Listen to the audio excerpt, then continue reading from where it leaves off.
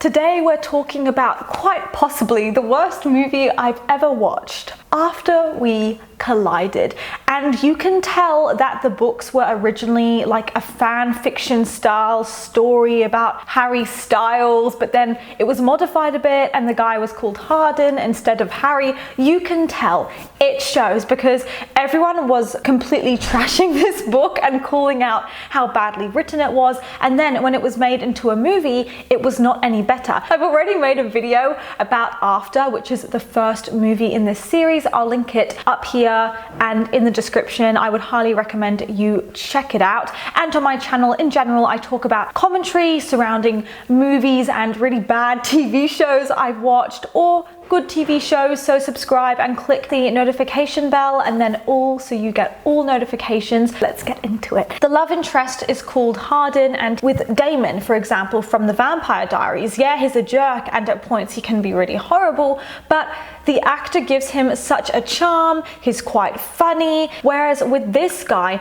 he's meant to be the bad boy, but he's not even funny to watch on screen, or interesting, or intimidating, or smooth, like he could sweep you off your feet. No, he's just childish and whingy the whole movie, which somehow means there's nothing going for him. Everyone wants different things in a relationship, and we have certain deal breakers, whereas other people might not care about that stuff so much. So we're all different, okay? But with a movie like this, I really worry because it does promote very toxic relationships. And I think for a lot of people, they don't necessarily want a relationship like that. I just want to say to all you people out there that obviously you can go for whatever type of person you want to go for, and that's totally fine. Don't just accept the bare minimum, just respect yourself. The movie opens with a voiceover of Hardin. Is that a real name? Hardin? It sounds gross. Okay, I don't like it.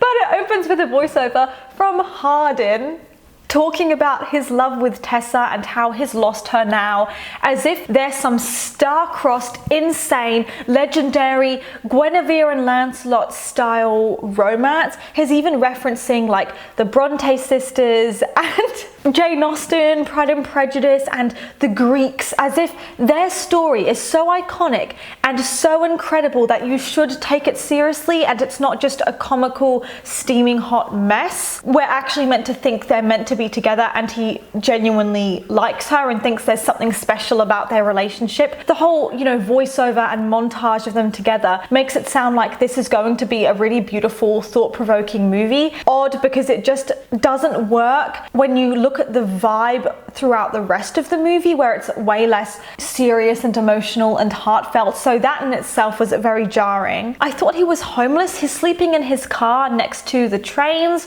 So that was just weird. Why was that like the opening few minutes of the movie? I'm not sure, but I think it's that he's so upset over losing Tessa like a month ago that now he's sleeping in his car because he's so depressed without her. And he gets a tattoo as well because he's so depressed. He's like, I like the pain, which is such a stereotypical thing for a bad boy to do when he's sad and heartbroken, like get a tattoo. Then you see Tessa in a taxi, and she's going to like this job opportunity internship in the taxi with some black woman who is the stereotype of like the angry, talkative, really overbearing black woman, which was just such trash. There was another condescending stereotype later in the movie too, with an Asian man. And then our girl Tessa meets one of her comrades, her work colleagues, Trevor, in the elevator, and he's quite nerdy, quite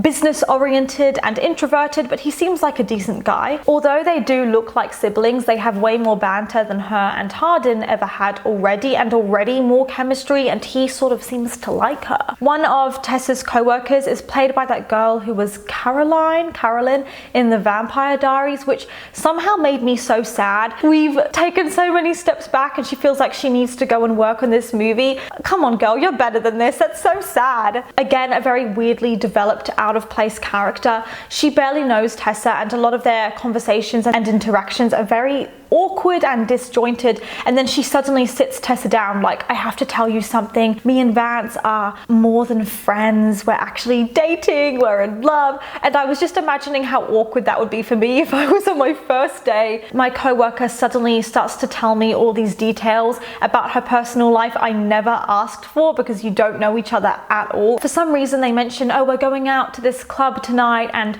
we got you a dress, but we forgot your underwear and I guess we'll have to go commando. And the whole conversation's so awkward and unnecessary, but it seems like such a weird and forced way of the writers trying to set up Tessa not having underwear on. And then Tessa comes downstairs to go to this club. I couldn't even follow it. Is it for networking? I'm not sure. But she is dressed in probably the worst dancing outfit or clubbing outfit I've seen in any movie. It's like this meshy, shiny, chunky, gold draped dress with matching gold shoes that are so ugly on her. The whole outfit is so unflattering, and it's like they don't realize that you can have nice contrasts in patterns and texture and color. You don't need to try and match everything and be like, okay, gold dress, so we need gold shoes too, because the result is it looks really cheap and trashy. It's just so bad. He's actually hanging out with Molly and they used to have a relationship. I think it was only really a physical one, but she's coming on to him and getting up in his face, making him uncomfortable, and he tells her to piss off. And then rather than just telling her that, he also shoves her off him onto the floor, which was really unnecessarily aggressive again. Tessa drunk dials Hardin, and obviously he's like, you're drunk, so I need to come and pick you up. I get why he would do that, because maybe he was worried about her hurting herself, but again, that's a pattern I've noticed in a lot of these movies where the girl gets drunk and is helpless and is in danger and can't take care of herself, as a plot device of her getting back with a guy who's a douchebag but is framed as being nice and caring because he got her out of that situation where she was drunk and maybe not in the right state of mind. But I don't know why I keep seeing that exact trope popping up so much. It just annoys me. Tessa and Trevor go back to her room because they want to get a takeaway and they're just chatting, and then Hardin is obviously looking for Tessa. He marches towards the door in this really weird soldier-like way and then kicks it down like 1, 2, 3 kick, and the walk was off, the kick was off, everything was so badly constructed. And then he sees Trevor and he's like, fucking Trevor! Fucking Trevor! First of all, his acting was shit. It was so bad.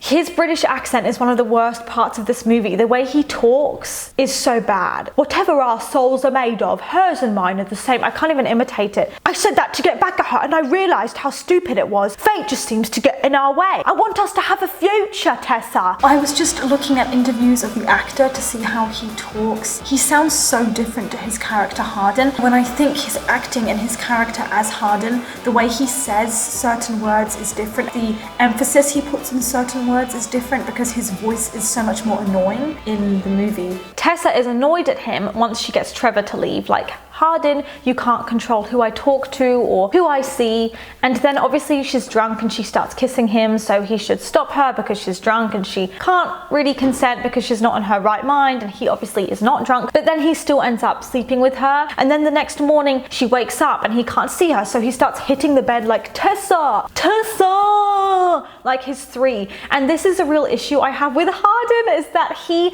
expects her to be a mother and he's almost expecting her to fix him, but at the same time he's treating her like a child because he's always controlling what she does and who she talks to, and he doesn't want her to just do her own thing. So it's a really weird juxtaposition. Then she mentions she'd kissed someone at the club because she was a bit tipsy, and he gets so angry at her as if again he had the right to dictate who she talks to or who she kisses. And so then he says, I was sleeping with Molly, as a way to unsettle her and upset her, which is not even true because he did not want to sleep with Molly or do anything with Molly. But then she's like, F you, and throws something at him, which is so toxic. And that's not even the trait or the behavior of a couple who's really having a hard time.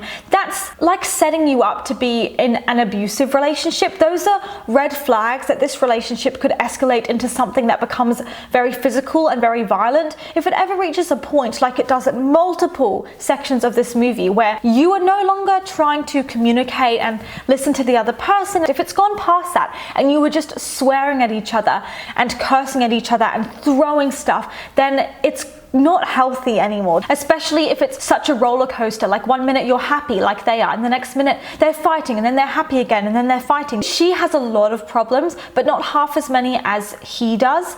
And this is a common trope in a lot of young adult stuff I've seen, or general romance, where the man is the one with the most baggage and issues. So it's a bit of an imbalanced relationship, because often the girl is too good for him, but yet she is expected to stick around and be his therapy and his medication and fix him, rather than the guy actually getting help and just working on himself. So the idea is that love will fix you, and you need a relationship to be a better person and to get through stuff. This actually plays into a big issue I've noticed in society, just something you may be trained into doing as a woman, where you feel like you need to be a carer for other people, or always there to fix other people, going overboard to look after your friends' kids, even though really you don't need to be doing that because they've already got lots of help, but you feel forced or obligated to do that rather than taking care of yourself. And your own mental health always comes last because you're being so other-centered. And I've noticed that happening a lot in these movies where the woman is forced into that role. Then she meets Hardin's mum, who looks way too much like Tessa in my opinion, to the point that it made me a bit uncomfortable. The mum convinces her to stay over, so she and Hardin are in the same bed, and I was waiting for all their earlier volatile conversations to be wrapped up and talked about, but it's like, oh no, that's all forgotten, and they just move on, and then they start kissing, and then they're getting really annoying because they keep saying stuff like, we'll go to bed now, happy birthday, we'll go to sleep now, but then they keep kissing, and something about it is extremely irritating to watch, because you know they won't stop, so they should just shut up and keep doing it, because they keep going back and forth around whether they're going to keep kissing or not, and it was just so bad. To be honest, the only saving grace of this movie was actually Hardin's mum, which I did not expect, but she was actually a really sweet person, and I wanted to see more of her. The way they are starting up kissing is weird, because he's circling her belly button with his finger, and I think he did that in the last movie. Belly buttons in general, I don't know, it's a risky move to do that. So I don't know what his fixation is with her belly button. And for her birthday, they want to go ice skating because that's something she chose for them to do as an activity. But he's whinging the whole time and just not making the experience very fun. And I know he's not good at ice skating, but he could try, even if he's just going around the side and holding onto the side of the ice rink. Fine, do that. But instead, he just quits the activity. Anyway, they're doing yoga, and I'm sure she just wants to, you know, enjoy the experience of doing yoga, but he keeps checking her out the whole time and flirting the whole time and getting all touchy, but there are other people there. No one wants to see that. And then he basically wants to pressurize her to hurry up with the yoga so they can go back and do the deed, which was, again, really, that's just such a gross move. My problem is there's a lot of sort of make-out scenes in this movie and love scenes. I don't know, they just really lack emotion and passion and intensity and love, and they just seem very awkward and mechanical, and they're just not sexy. There's also just too many of these scenes in the movie, and it gives the movie a very trashy feel. Hardin mentions his trauma, his dark past. There was this really traumatic experience he had as a kid where he basically witnessed his mum getting assaulted in a home invasion, and it was really awful for him, and he has nightmares, but the nightmares go away when he's with Tessa, or at least in the past they did when he was with Tessa, which again is a very toxic and problematic idea to promote. The weird thing is that obviously I wanted to hear about the mum's experience, because she was obviously also traumatized because she was the one getting assaulted, but you don't spend enough time actually developing that. So her assault and her awful experience was used as like a plot device to make Hardin more likable. Then I don't know why, but they're talking to this child. I don't know why they're talking to this child. Don't ask me. I don't know whose child it is. I was not paying attention, but the child's kind of annoying Hardin, yet he starts swearing, saying, oh, I don't effing do this. And he wasn't swearing at the child. He was more just saying his thoughts on something and swearing. It really shows he just completely lacks any sensitivity or awareness, because the kid was quite young. I just don't think that's appropriate. He also, at this party, has a huge fight with his dad and punches him in the face, and then he's with Tessa and he's being really nice to her, so she says, oh, I wish you could be like this every day and treat me this well every day, and he literally says, oh, I won't, but I'll try. And again, it's really pushing this idea of the male douchebag who meets the pure, innocent good girl who changes him and is only soft for her. We've definitely romanticized going for the emotionally unavailable guy, the douchebag, the guy who's really cold around you and disinterested and you don't know why, or the guy who's actually violent and has anger issues, way too much, to the point where I think actually quite a lot of people are getting sick of this trope and we want to see something different. Anyway, Tessa and Hardin have another fight, surprise, surprise, over his family issues. And Hardin, I noticed throughout this movie, whenever he gets stressed, he either throws something or he gets seriously drunk as a coping mechanism to, rather than dealing with his problems, hide them under a haze of alcohol. Hardin even has told Tessa, "You're too good for me and I know it."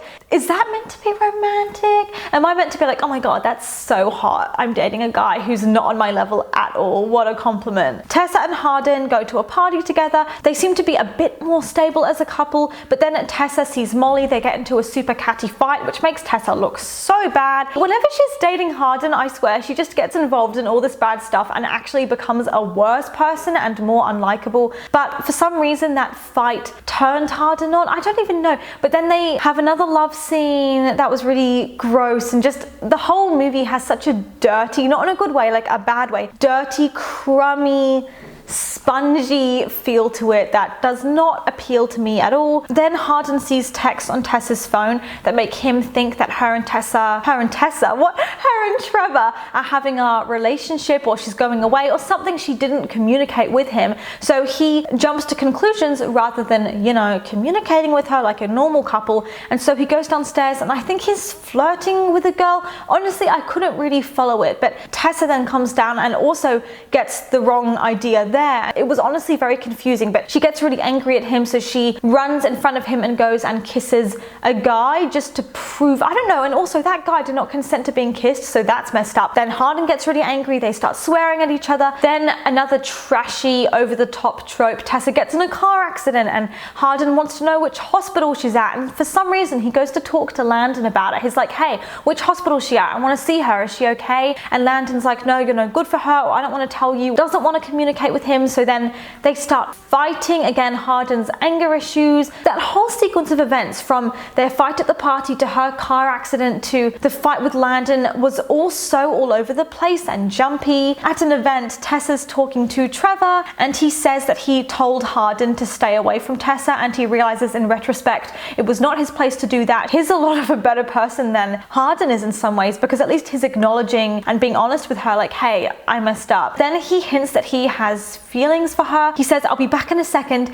and he goes into the bathroom to just collect himself, and you actually see what happens in the bathroom in the end credits. It's really hilarious. He's basically giving himself a pep talk in front of the mirror, trying out all these different voices, trying to make his voice really deep. Tessa's just waiting around for Trevor to come back so they can finish their conversation, and suddenly she sees Hardin and he says like one sentence, it's not much, and there's no communication. They just stare at each other, and then somehow that's enough for them to get into a taxi together and for her to put her head on his shoulder. I was so confused as to where they were at with their relationship. That was really odd. And the worst part is that then Trevor's looking for Tessa, not knowing where she's gone because she just walked out on him as she's in the car with Hardin. They're in the car and suddenly they're on a date. He's getting a tattoo that says, I never want to be parted from you from this day on, or something. Why? You just got back together. Why are you getting a tattoo? As they're walking down the street, there's the man at the beginning who I think Hardin thought was creepy, or a homeless person, and he comes up to them and says, Tess? So he's trying to talk to her, but Hardin's reaction is way too much. He literally grabs the guy and shoves him up against the wall, and then Tessa realizes the guy's actually her